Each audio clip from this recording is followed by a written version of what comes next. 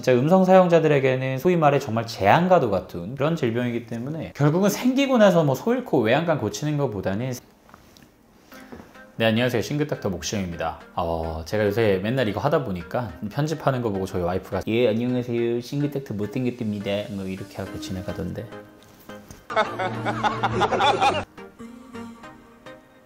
저 못생겼나요? 뭐 여튼 각설하고 오늘은 이제 성대 결절에 대해서 좀 다뤄드리도록 하겠습니다. 일단 성대 병변의 대표적인 질환이라고 할 수 있는 성대 결절이라고 하는 것은 물론 뭐 음성을 자주 사용하는 가수나 뭐 성악가 또는 뭐 상담사, 방송인, 뭐 아나운서, 또 성우, 목사님, 교사, 강사 이런 분들이 많이 생기시기는 하지만 일반적으로 그냥 음악 생활을 즐기시는 일반인 분들도 가끔 성대 결절로 오세요. 뭐 교회에서 성가대를 했는데 내 음역대보다 너무 높은 음을 부르다가 목이 나갔다거나 이런 분들 보면 성대가 새빨갛게 부어있고 결절도 생겨있는 경우들을 심심치 않게 볼 수가 있습니다. 오늘은 이 성대 결절에 대해서 그 원인과 진단 방법 그리고 치료에 이르기까지 전반적인 내용을 다뤄드리도록 하겠습니다. 먼저 성대 결절의 원인에 대해서 알아볼까요? 일단 성대 결절은 성대 점막이 매끈하지 못하고 거기에 어떤 비가역적인 변화가 발생해서 성대의 점막이 섬유화된 그러한 결절을 말하는데요. 이 원인이라고 할 수 있는 것은 일단 크게 두 가지를 들 수 있겠는데요. 첫 번째는 음성을 많이 사용하는 음성 남용, 그러니까 음성을 전문으로 사용하는 그러한 직업인들을 말하는 거겠죠. 두 번째는 음성 남용도 남용이지만 잘못된 발성으로 인한 음성 오용. 교과서에서는 대표적인 예를 드는 게 6에서 7세 정도의 남자 어린 아이들 막 악을 쓰면서 막 소리 지르고 놀고 그러잖아요. 그럴 때 이제 목이 쉬어버리고 결절이 온다든지 아니면 전형적으로 근육의 어떤 장애로 근긴장이 많이 걸리는 그런 근긴장성 발성 장애가 있든지 아니면 성인이더라도 내가 잘못된 발성으로 막 힘을 줘서 말하는 목조임이죠. 대부분 목조임이라고 말할 수 있는 뭐 그런 발성을 가지고 있든지 이런 경우에 다 성대 결절을 일으킬 수 있는 원인이 됩니다. 자, 그럼 진단은 어떻게 하느냐? 먼저 증상을 살펴봐야 되는데요.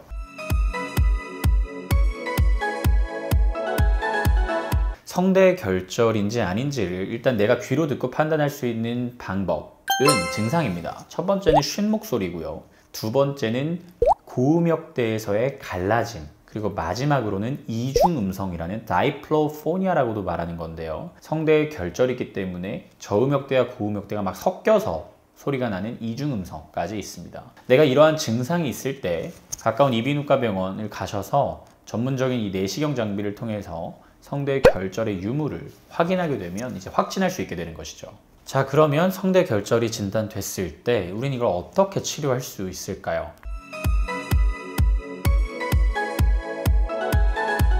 치료 방법은 크게 세 가지 정도 안내해 드릴 수 있을 것 같은데 우선 첫 번째는 가장 보존적이고 비침습적인 치료입니다. 너무 뻔한 얘기로 들리실 수도 있겠지만 첫 번째는 음성에 대한 휴식 그리고 올바른 발성으로 교정하는 방법입니다. 음성 사용량이 너무 많았던 사람들은 목소리를 쉬긴 쉬어야 돼요. 그러니까 내가 2시간, 3시간 노래를 부르고 콘서트를 하고 뭔가 강의를 했으면 목을 쉬어야 된단 말이죠. 근데 그 쉼이 없이 온전한 회복이 없이 다시 현장에 투입되게 된다면 목은 이제 영구적인 변화로 진행될 수밖에 없는 거죠. 그러니까 쉬는 게 가장 중요한데 문제는 음성 전문 사용자들한테 이 목을 쉬라는 얘기는 결국 일을 하지 말라는 것과 같은 얘기이기 때문에 이게 딜레마가 좀 있습니다.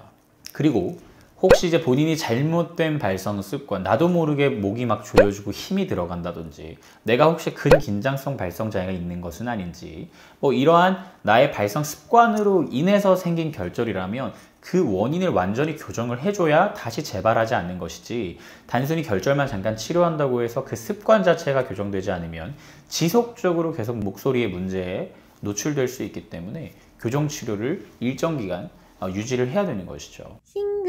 두 번째로 제가 제시할 수 있는 방법은 나에게 허락된 시간이 그렇게 많지 않고 긴 시간의 음성 치료를 받았음에도 쉽게 호전되지 않는 그런 결절일 경우에 해당됩니다. 대표적으로 성대 내에 스테로이드라고 하는 물질을 주입하는 스테로이드 주입술이 있는데요. 스테로이드라고 하는 약물은 대표적으로 우리 인체에서 염증 반응을 줄여주고 부종을 감소시켜주는 그러한 효과를 주는 약물입니다. 이걸 전신적으로 투여하기보다는 성대 내에 내시경으로 보면서 이 앞쪽 부분을 통해서 진짜 주사바늘을 찔러 넣어서 아주 소량, 적정량의 스테로이드를 결절에다가 주입을 시켜주는 것이죠. 보통 1회에서 많게는 2, 3회까지 시행을 하게 되는데 이 또한 무조건 스테로이드를 주입하면 100% 좋아진다? 이제 그렇게 말할 수는 없을 것 같고요. 오히려 전문적이지 못하게 잘못된 술기로 주입술을 시행하게 되면 오히려 점막의 손상이 유도되고 결절이 더 심해질 수도 있기 때문에 충분히 이비인후과 전문의 또 성대를 전문적으로 보시는 분들과 상담하셔서 치료를 결정해 나가시는 게 좋겠습니다.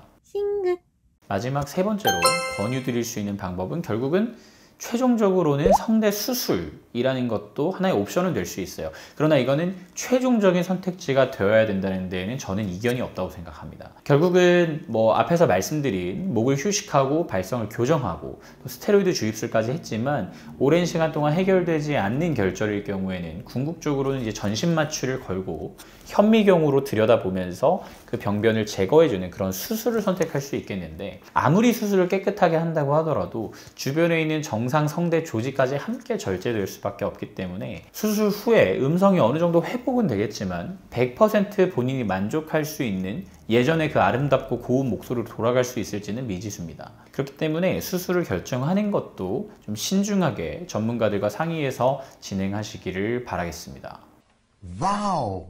어쨌든 오늘 길게 성대 결절의 원인과 진단 방법, 치료까지 설명을 드렸는데 다 각설하고 결국 성대 결절은 한번 생겨버리면 이게 굉장히 오랜 시간이 걸리고 치료하기도 상당히 까다롭고 정말 옛날에 좋은 음성으로 100% 돌아가기도 100% 확신할 수 없는 그러한 진짜 음성 사용자들에게는 소위 말해 정말 재앙과도 같은 그런 질병이기 때문에 결국은 생기고 나서 소 잃고 외양간 고치는 것보다는 생기기 전에 미리미리 예방하시는 게 중요해요.